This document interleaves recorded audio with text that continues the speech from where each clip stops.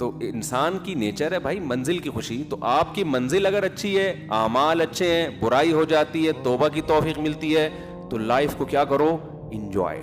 ٹھیک ہے نا. ہمارے حضرت مفتی رشید احمد صاحب رحمہ اللہ اتنے خوش رہتے تھے. دیکھو بڑھاپے میں تو انسان کی ٹینشن بڑھ جاتی ہے کہ اب یار اب تو میں دنیا سے چلا جاؤں گا, اب تو یہ ہائے میرے بچوں کا کیا ہوگا, ہائے میرے. ہمارے حضرت کا جیسے جیسے عمر بڑھ رہی تھی ہم دیکھتے تھے حضرت کے چہرے پہ خوشی کے آثار کم ہونے کے بجائے بڑھ رہے ہیں, اور اس کی خوشی کی وجہ سے صحت اور اچھی ہوتی چلی جاتی تھی. اس کی وجہ سے صحت کیا ہوتی تھی, اور اچھی. ڈاکٹروں کو قریب نہیں آنے دیتے تھے, بس ان کو یہ پتہ نہیں کیا مسئلہ تھا حضرت کے ساتھ. حضرت کہتے تھے میری عمر ہو گئی ہے 78 سال, میں اگر بیمار ہو جاؤں تو مجھے آرام سے مرنے دو گھر کے اندر, ہسپتالوں میں مجھے لے کر مت جاؤ. اس میں حضرت یہ کہتے تھے کہ اگر کوئی, حضرت کی اپنا نظریہ تھا, میں یہ نہیں کہہ رہا کہ میں اس نظریے سے متفق ہوں, ڈاکٹر لوگ پریشان ٹینشن میں آ جائیں گے, بولے ہمارے خلاف باتیں کر رہے ہیں, تو میں حضرت کی بات نقل کر رہا ہوں. حضرت کہتے تھے کہ حضرت ساری زندگی ڈاکٹروں سے دور رہے. کمال کی بات یہ, اور ایسے سلم اسمارٹ تھے, اتنا اونچا قد تھا, اور ایسا چہرے پہ بڑھاپے کے آثار نظر نہیں آتے تھے. 78 ایئر میں بھی فٹ فاٹ بالکل, کوئی شوگر نہیں, بلڈ پریشر نہیں, ساری زندگی ڈاکٹروں سے دور رہے. میں ڈاکٹروں کے خلاف نہیں ہوں بھائی, ہم بھی ڈاکٹر, ہمارے کل آج فجر میں اتنی اچھی گپ شپ ہوئی ڈاکٹر صاحب سے. تو میں حضرت کا ایک کانسیپٹ آپ کے سامنے پہ, ان کا یہ نظریہ تھا کہ تمام دوائیں بچوں کی پہنچ سے تو دور رکھو, تمام بچے بھی ڈاکٹروں کی پہنچ سے. لیکن میں آپ کو بتاؤں, بچہ بیمار ہو تو چائلڈ اسپیشلسٹ کے پاس لے جائے گا, زیادہ فنٹر بننے کی کوشش نہ کریں. ہر آدمی کے حالات ایک جیسے نہیں ہوتے. تو حضرت کا یہ تھا ساری زندگی ڈاکٹروں سے دور. تو حضرت کی وصیت تھی میں جتنا بھی بیمار ہو جاؤں مجھے ہسپتال لے جانے کی اجازت نہیں ہے. یہاں تک تھا کہ اگر کوئی ایمرجنسی میں خدا نخواستہ کوئی دہشت گرد نے حملہ کیا, زخمی ہو جائے, پھر تو ایک الگ بات ہے, لیکن بیمار ہو جاؤں تو مجھے لے جانے کی اجازت, یہ وصیت. اور حضرت کہتے تھے کہ اتنا سا پلو اگر چکی میں آ گیا نا تو کیا بچ جاؤ گے آپ. کبھی اتنا سا پلو آیا ہے, وہ اتنا سا اکائی ہوتی ہے, اس کے بعد وہ آپ کی قمیض کو کھینچتا ہے, پھر پورا آپ کو آہستہ آہستہ کھینچ کے کیما بنا کے نکال دیتا ہے. فرماتے تھے جو ڈاکٹر کے پاس چلا گیا تو پوری زندگی اب وہ ڈاکٹروں کا بولو اب نہیں تھی.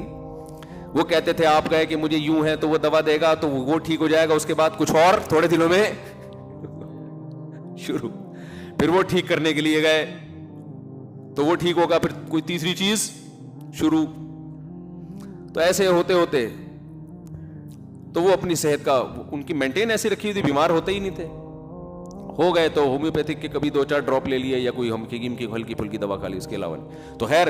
لیکن آپ جائیں, آپ فنٹر بننے کی کوشش نہ کریں, تو کوئی صحیح ڈاکٹر ہو کوئی. تو میں یہ عرض کر رہا تھا میرے بھائی, ہدف کو متعین کرو. ہمارا ہدف دنیا نہیں ہے, ہمارا ہدف آخرت ہے. پھر اللہ کی قسم اس کا سب سے پہلا فائدہ کیا ہوگا, آپ کو اللہ زندگی کی خوشیاں دے گا. ہمارے حضرت کو جیسے تھا نا بڑھاپے میں کہتے ہیں بس جانے والے ہیں دنیا سے, تو کسی نے کہا حضرت اتنے بیمار ہو گئے تو مر جائیں گے ہاسپٹل. فرمایا تو مر جائیں گے تو 78 میں بھی نہیں مرے تو پھر کب مرے بھائی, اب ننیال آ جائے جلدی, کیا خیال ہے. تو کہتے اب, لیکن یہ بڑوں کے سوچنے کی چیز ہے, آپ کے سوچنے کی چیز یہ نہیں. آپ نا اپنے نانا کو جا کے بول دیں کہ نانا اب آپ 80-85 کے ہو گئے, اب ایسا نہیں ہے. ہمیں یہ حکم ہے کہ بھائی ابھی تو نانا آپ نے دیکھا کیا ہے, 85 کیا ہوتا ہے. بڑوں کے سامنے ان کے ادب کا تقاضا یہ کہ آپ ان کو بچانے کی پوری کوشش کریں. ہمارے ایک جاننے والے تھے, انہوں نے ہمارے نانا سے یہ الفاظ جا کے کہہ دیے, ان کی عمر تھی 90-95 سال ماشاءاللہ. تو ان کو جا کے کہہ دیا کہ ہم نے سنا ہے کہ اس عمر سے پناہ مانگی گئی ہے. ابے ہم نے کہا ان کے سامنے بتانے کی چیز تھوڑی ہے یہ, پناہ بھی نہیں, اور پناہ بھی اس صورت میں مانگی گئی ہے کہ انسان طویل عرصے بوجھ بنا رہے زندگی کے. وہ تو ماشاءاللہ چلتے پھرتے, تراویح پڑھتے تھے مسجد میں جا کے. تو یہ بعض لوگ کہاں کی بات اٹھا کے کدھر فٹ کر دیتے ہیں. تو ہمیں حکم یہی ہے کہ جس کی عمر جتنی زیادہ ہو جائے وہ ہمارے گھر میں اللہ کی اتنی بڑی رحمت. تو ہم تو بچانے کی کوشش کریں, کیونکہ حدیث میں آتا ہے انکم ترزقون بضعفائکم, تمہیں تمہارے ضعیفوں کی وجہ سے رزق دیا جاتا ہے. گھر میں بوڑھے کا وجود اللہ کے لیے ہے, تو لیکن خود انسان ہر وقت جانے کے لیے تیار ہے. تو پھر وہ ہم اگلے ہفتے پھر اسی ٹاپک کو لے کے چلیں گے. کیا کریں, ہمارا بیان ہے ویسے ہی چل رہا ہوتا ہے, ٹاپک مکمل ہی نہیں ہوتا, تو اور اس کو چلا دیں گے, کوئی اتنا بڑا مسئلہ نہیں ہے. مر جائیں گے نا بیان کے دوران, زیادہ سے زیادہ یہ ہوگا نا کہ آپ کا ٹاپک کمپلیٹ نہیں ہوا اور آپ کی عمر مکمل ہو گئی, ادھورا ٹاپک لے کے قبر میں گئے آپ, تو یہی زیادہ ہوگا نا. آپ کہتے ہیں بھائی ہو سکتا ہے مفتی صاحب ٹاپک کو 20 سال میں ختم کریں, 30 سال میں, تو ختم ہی نہیں ہو رہا. تو کوئی بات نہیں یار, اسی ادھورے کو لے کے چلے جانا.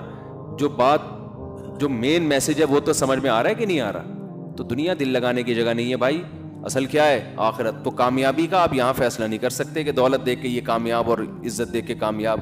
اور بھائی اگر یہ عزت آخرت میں کام آئے گی تو پھر تو ٹھیک ہے, نہیں کام آئے گی تو فرعون کہے گا کاش میں چوکیدار ہوتا, کاش میں جھونپڑے میں رہ کے ہنسی خوشی زندگی گزار کے چلا جاتا, کاش میری قسمت میں ہوتا میں خریدتا ایک کھوتا, کبھی تو سوار ہوتا کبھی میں سوار ہوتا, بس اتنا ہی ہوتا, اس سے زیادہ کچھ بھی نہ ہوتا. تو یہ ہماری بھی کہیں چاہت نہ ہو جائے. آخرت کو فوکس کرو. اللہ ہمیں سمجھنے کی, عمل کی توفیق عطا فرمائے.